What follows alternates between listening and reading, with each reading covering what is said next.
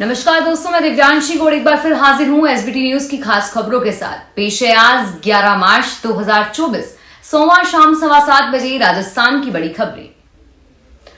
उच्चतम न्यायालय ने 12 अप्रैल 2019 से खरीदे और राजनीतिक दलों को दिए गए चुनावी बॉन्ड का विवरण सार्वजनिक करने के लिए 30 जून 2024 तक समय बढ़ाने की स्टेट बैंक ऑफ इंडिया की याचिका सोमवार को खारिज करते हुए उसे चेतावनी दी कि 12 मार्च तक चुनाव आयोग के समक्ष विवरण सौंप दें, वरना उसके खिलाफ अवमानना की कार्यवाही की जा सकती है।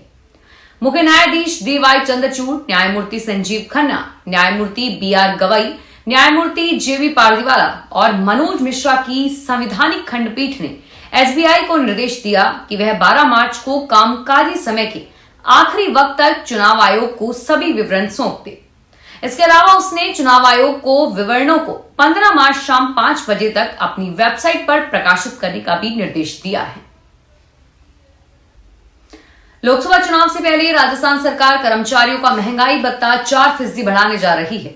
सीएम भजनलाल शर्मा से मंजूरी मिलने के बाद वित्त विभाग DA बढ़ाने का आदेश जल्द ही जारी कर सकता है। फिलहाल प्रदेश भर में अभी कर्मचारियों को 46% DA मिल रहा है, जो बढ़कर 50% हो जाएगा। इस आदेश के आने के बाद राजस्थान के करीब 8 लाख कर्मचारियों और 4 लाख पेंशनर्स को इसका लाभ मिलेगा। बता दें कि इससे पहले केंद्र सरकार ने गुरुवार को केंद्रीय कर्मचारियों का DA बढ़ाने का फैसला लिया और इसके बाद वित्त विभाग में DA बढ़ाने की प्रक्रिया शुरू कर दी गई है।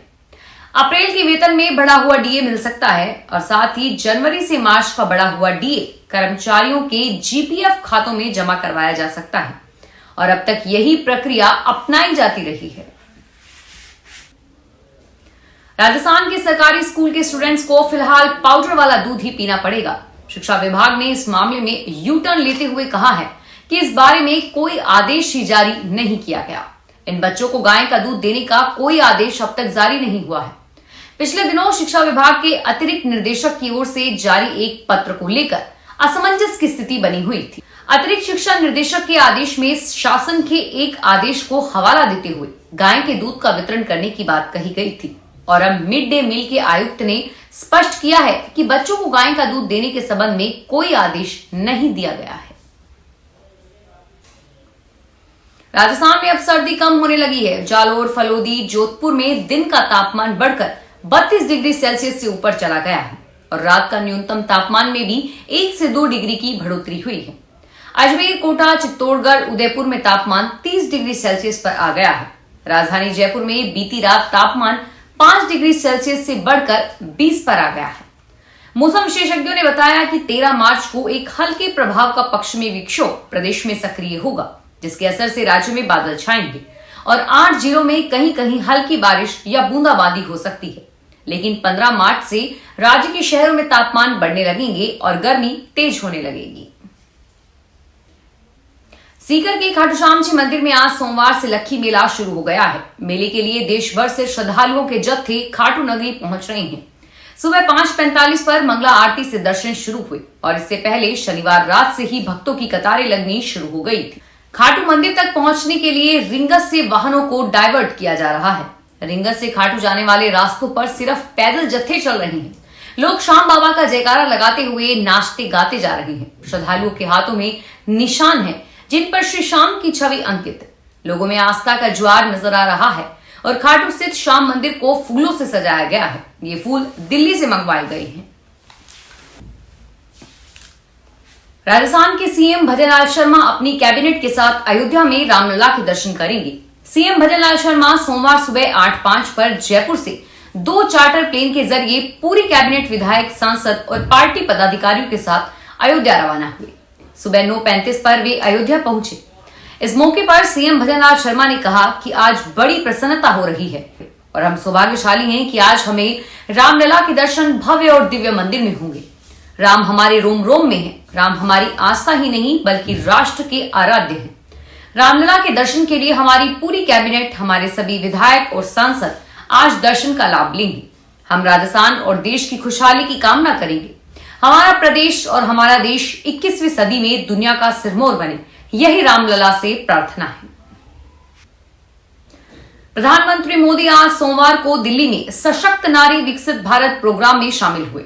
उन्होंने 1000 दीदियों को ड्रोन सौंपे। ये ड्रोन फसलों की निगरानी, पेस्टिसाइड्स, फर्टिलाइजर का छिड़काव और बीज बुआई जैसे कामों में मददगार होंगे। PM Indian agriculture research institute में नमो ड्रोन दीदियों की ओर से आयोजित कृषि ड्रोन प्रदर्शन देखेंगे। कार्यक्रम में मोदी ने कहा कि जब भी मैंने महिला सशक्तिकरण पर बात की है, तब कांग्रेस जैसी पार्टियों ने मेरा मजाक उड़ाया और अपमान किया। मोदी की स्कीम जमीनी अनुभवों के नतीजों पर आधारित है और आज हमने 10,000 करोड़ रुपए की राशि इन दीदियों के खाते में जमा कराई है। चूरू से बीजेपी सांसद राहुल कसवां सोमवार को कांग्रेस में शामिल हो गए। सोमवार को दिल्ली में कांग्रेस अध्यक्ष मल्लिकार्जुन खड़गे ने अपने निवास पर दोपहर 1:30 पर दुपट्टा पहनाकर राहुल कसवां को कांग्रेस की सदस्यता दिलाई। इस मौके पर कांग्रेस प्रदेशाध्यक्ष गोविंद सिंह डोटासरा और नेता प्रतिपक्ष टीकाराम जूली भी मौजूद थे। राहुल कसवां ने कहा कि बीजेपी में रहते हुए यह महसूस किया है कि सामंतवादी सोच आगे बढ़ती जा रही थी। किसान की आवाज को अनसुना किया जा रहा था, इसलिए मैंने फैसला किया और कांग्रेस ज्वाइन की है। कांग्रेस में रहकर अपने क्षेत्र के लोगों की मजबूती के लिए काम करता रहूंगा। भारत शक्ति युद्धाभ्यास में शिरकत करने के लिए पीएम मोदी कल 12 मार्च को जैसलमेर आएंगे। इस युद्धाभ्यास में भाजपा के 300 से ज्यादा कार्यकर्ता भी शामिल होंगे। बताया जा रहा है कि इस दौरान पीएम मोदी उनसे संवाद भी करेंगे। इसको लेकर जिला प्रशासन ने सभी तैयारियां पूरी कर ली है। पीएम मोदी के साथ साथ रक्षा मंत्री राजनाथ सिंह व तीनों सेनाओं के सेनाध्यक्ष समेत कई सैन्य अधिकारी इसमें शिरकत करेंगे। इस कार्यक्रम में पहली बार भारत की तीनों सेनाओं द्वारा आत्मनिर्भर भारत के तहत बने स्वदेशी हथियारों और विमानों के इस्तेमाल का प्रदर्शन पोखरण स्थित फील्ड फायरिंग रेंज में किया जाएगा। इस कार्यक्रम को लेकर पहली बार बीजेपी के 300 कार्यकर्ताओं को भी कार्यक्रम देखने के लिए आमंत्रित किया गया है। इस दौरान प्रधानमंत्री भाजपा कार्यकर्ताओं, युवाओं व महिलाओं से संवाद भी कर सकते हैं।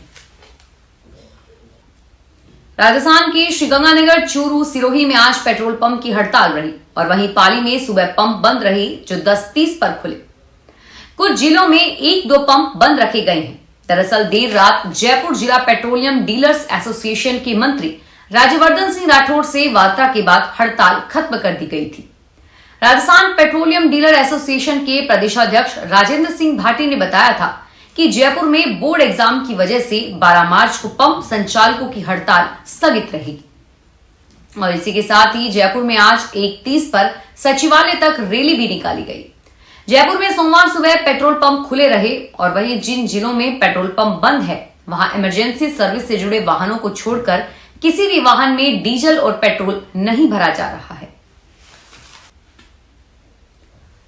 गर्भवती महिलाओं के न्यूट्रिशन लेवल को बढ़ाने के लिए राज्य सरकार ने बदलाव किया है। कैबिनेट की पहली बैठक में स्वीकृति दी कि महिला एवं बाल विकास द्वारा गर्भवती महिलाओं को पोषण किट दिया जाएगा। 5 लीटर घी के अलावा पोषण किट में विटामिन, मल्टीविटामिन और प्रोटीन की टेबलेट भी गर्भवती महिलाओं को दी जाएगी।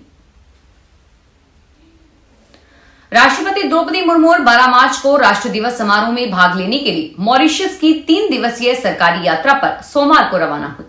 सुश्री मुर्मू भारतीय नौसेना की टुकड़ी नौसेना के पहले प्रशिक्षण स्क्वाड्रन IANS तीर और CGS सारथी के 2 जहाजों के साथ उत्सव में भाग लेगी। वे अपनी 3 दिवसीय यात्रा के दौरान मॉरिशस के राष्ट्रपति पृथ्वीराज सिंह रूपन और प्रधानमंत्री प्रविंद्र कुमार जुगनौथ के साथ द्विपक्षीय बैठक करेंगी। राष्ट्रपति मॉरिशस नेशनल असेंबली के अध्यक्ष, मॉरिशस सुप्रीम कोर्ट की मुख्य न्यायाधीश और अन्य नेताओं से भी मिलेगी। इस दौरान मुर्मू और श्री जुगनाथ संयुक्त रूप से 14 भारत सहायता प्राप्त परियोजनाओं का उद्घाटन भी करेंगे। प्रधानमंत्री नरेंद्र मोदी मंगलवार को अहमदाबाद में भारतीय रेलवे की 85,457 करोड़ रुपए की 5,960 परियोजनाओं का लोकार्पण करेंगे, जिसे एक स्थान पर 1 करोड़ से अधिक लोग देखेंगे। इस बड़े कार्यक्रम में वीडियो लिंक के माध्यम से 5,960 स्थानों पर कार्यक्रमों में लोग शिरकत भी करेंगे।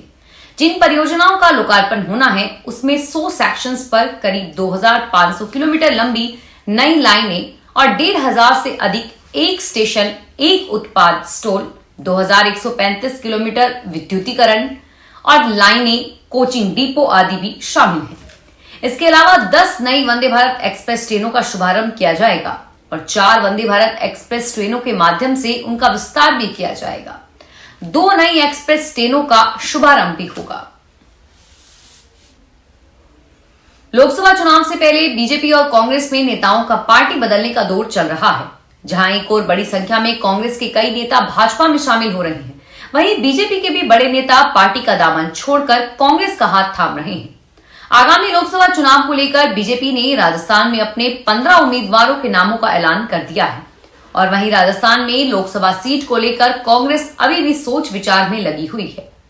राजस्थान की कुल 25 लोकसभा सीटों में 15 पर बीजेपी टिकट फाइनल कर चुकी है, लेकिन बची हुई 10 सीटों पर भाजपा को मशक्कत करनी पड़ेगी।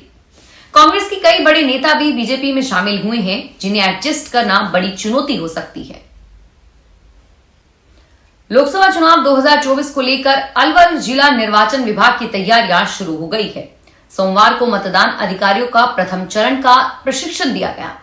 शहर के 3 केंद्रों पर यह प्रशिक्षण मिला। जिला कलेक्टर आशीष गुप्ता की मौजूदगी में शहर के Pratap auditorium, Jain bed college और पॉलिटेक्निक कॉलेज में 1400 कर्मचारियों को प्रशिक्षण दिया गया।